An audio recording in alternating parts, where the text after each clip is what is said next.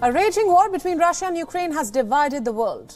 While NATO allies have called out Moscow's military action on its neighbor, Russia's old friend and a former Soviet Union member, Belarus, has expressed its concerns against NATO's retaliatory actions. In the latest, Belarusian President Lukashenko has said that Russia should be ready to use nuclear weapons to counter the West. He has also warned the former USSR nation, saying that they need to fall in line to stay sovereign.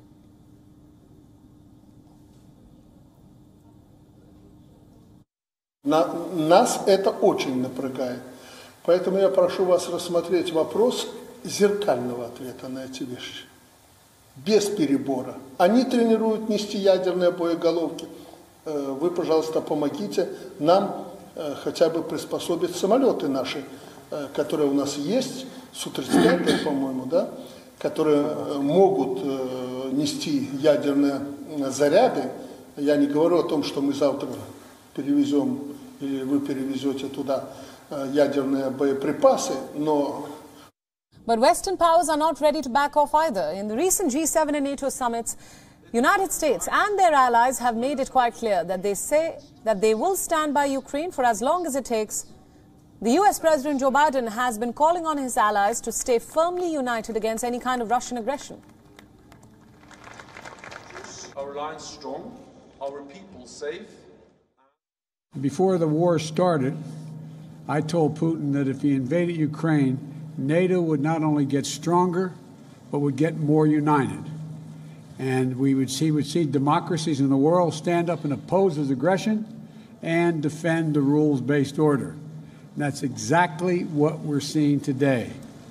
With provocative statements coming in from both camps, the US and its allies and Russia and its partners, a possible threat of heading towards another Cold War looms large. For many, the current global scenario could be a déjà vu moment. With superpowers colliding against each other, experts say that if the escalation continues, it could lead to the beginning of a new arms race, with countries like Germany, Belgium, Poland, Romania, Norway and Italy increasing their defense spending.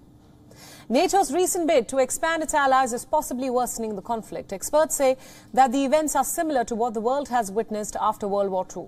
But this time, the war is going to be more risky than before. At the same time, we also know that this can get worse. Because if this becomes a full-scale war between Russia and NATO, then we'll see suffering, damage, death, destruction at a scale which is much, much worse than what we see in Ukraine today. Let me now pull out a map of Europe to explain NATO's expansion bid. The countries marked in yellow are the ones that joined NATO before 1997. This includes the likes of Norway, Germany, Italy, France, Spain and others.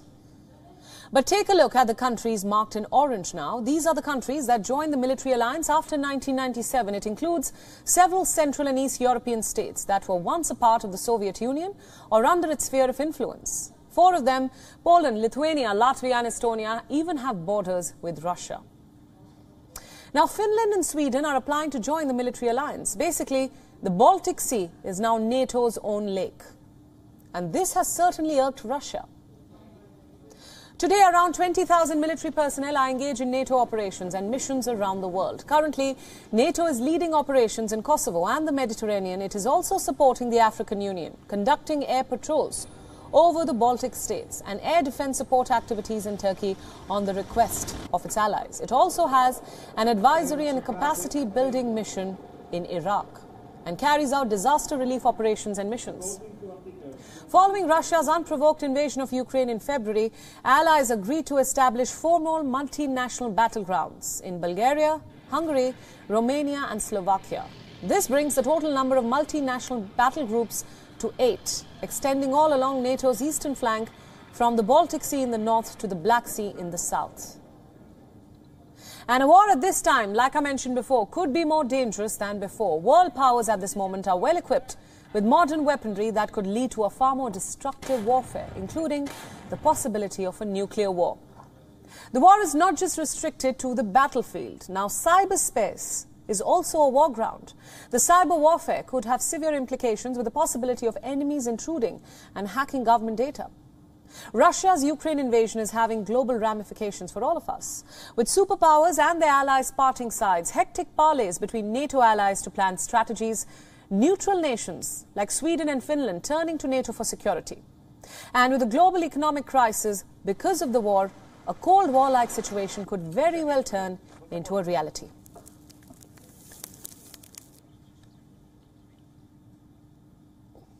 Now, for more analysis, we are now being joined by William Courtney, who is an adjunct senior fellow from the RAND Global think tank in Washington, D.C. William, thanks so much for joining us. Now, as we just told our viewers, Belarusian President Lukashenko says that Russia should be ready to use nuclear weapons to counter the West. This is certainly a very strong statement, which could have implications for Europe and the world. What's your assessment? Could this happen? It is extremely unlikely. And Belarus, the dictator Lukashenko, is almost the last person whom one should pay attention to on this matter.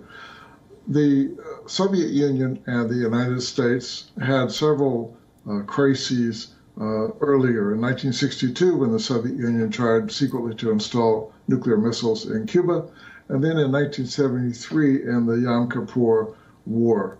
Since then, for a half century now, there have been no crises that have really raised the prospect of nuclear war, and there's not likely to be that kind of crisis anytime soon. The stakes are too high for a nuclear conflict for Russia or the United States really to seriously consider such an option, despite nuclear rhetoric from the Kremlin, which continues from Putin himself. Right, William, let's talk about the bigger picture here. We've been reporting on WION. We're all facing the consequences of the ongoing war in Ukraine. There's a global food crisis. Inflation is peaking. Prices and shortages are creating issues for all of us. And with these rather provocative statements coming from both sides of the camp, the threat of a Cold War looms large. What lies ahead? Well, there are no provocative statements from the Western side. Provocation comes from Russia's illegal invasion of Ukraine and the propaganda statements by President Putin, Lukashenko, Dmitry Medvedev, former president. There is not likely to be a serious crisis unless Russia makes a further mistake and tries to expand the conflict to NATO. What we do see is a very destructive war, which Russia is waging in Ukraine, and we see a united West in opposing that aggression. And as you pointed out, the NATO leaders have said they will resist this as long as it takes. Right, absolutely. William, thanks so much for all those insights. Thanks for joining us on WION at this hour. WION World is now available in your country. Download the app now and get all the news updates on the move.